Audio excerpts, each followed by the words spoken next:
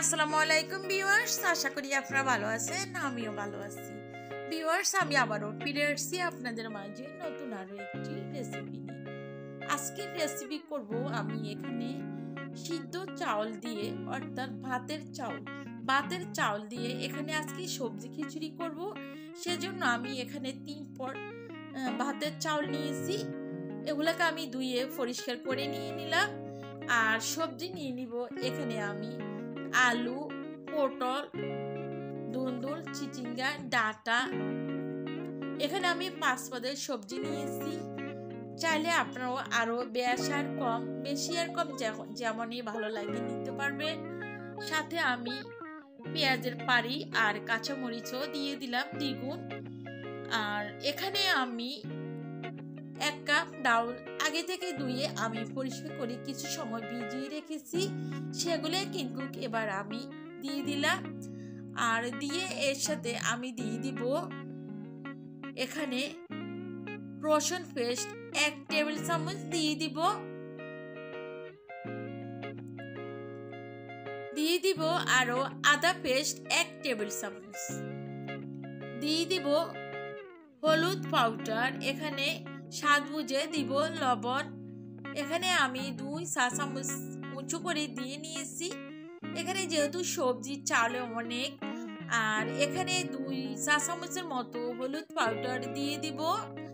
আর সাথে দিয়ে দিব আমি ধনিয়া পাউডার 2 চামচ দিয়ে দিব। আর এখানে আমি আরও দিয়ে দিব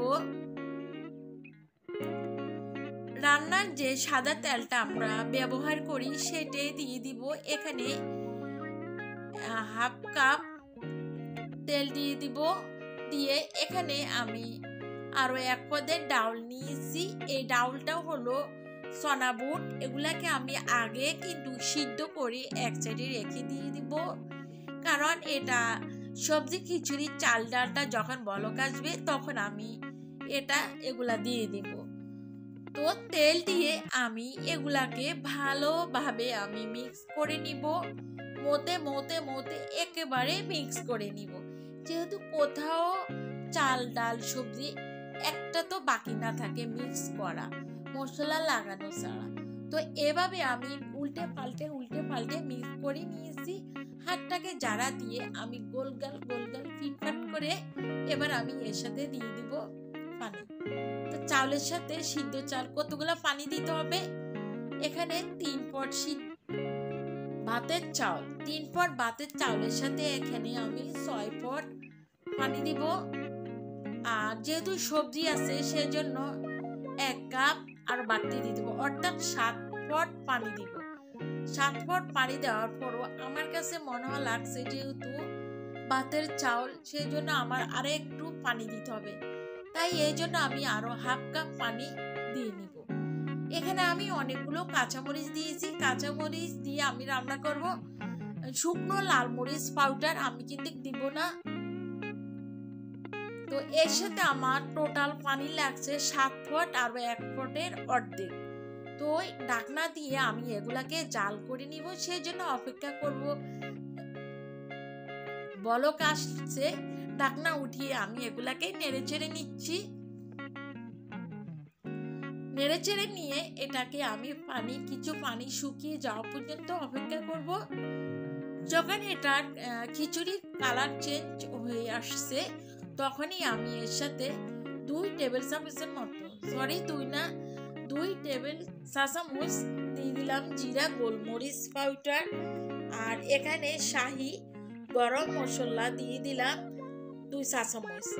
দিয়ে এগুলাকে ভালোভাবে আমি আবারও পাটাপাটি করে লাড়াচাড়ি করে এগুলাকে আমি ভালোভাবে নেড়েচেড়ে নিচ্ছি, যেহেতু একটা ডাল চাল সবজি বাকি না থাকে মশলা ছাড়া। তো এভাবে আমি উল্টে পাল্টে খালি শুধু মিক্স করে তারপরে নিচ্ছি। নেড়েচেড়ে নিয়ে আমি আপনাদের সাথে কিছু মজার কথা বলছি। কিছু মজার কথা বলে এগুলাকে আমি আবারও নেড়ে ঢাকনা দিয়ে দিব। এর সাথে আমি আরো 1 চা চামচ দিয়ে দিব শাহি গরম মশলা।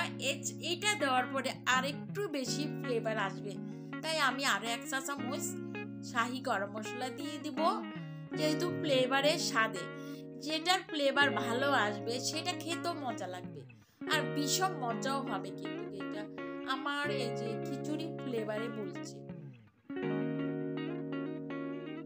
তো এর সাথে আগে থেকে যে সোনা বুট আমি সিদ্ধ করে রেখেছি সেগুলা কিন্তু এবার অ্যাড করে দিয়ে দিব, দিয়ে এগুলাকে আমি আবারও নেড়ে চেড়ে নিচ্ছি, যেহেতু বাকি না থাকে। তো এগুলাকে নেড়ে চেড়ে দিয়ে আমি সমান মিক্স করে আবারও একটি ঢাকনা দিব, ঢাকনা উঠিয়ে আমি এগুলাকে আবারও ভালোভাবে জাল করে নিব, অর্থাৎ এটাকে আমি বুনা বুনা খিচুড়ি করে নিব।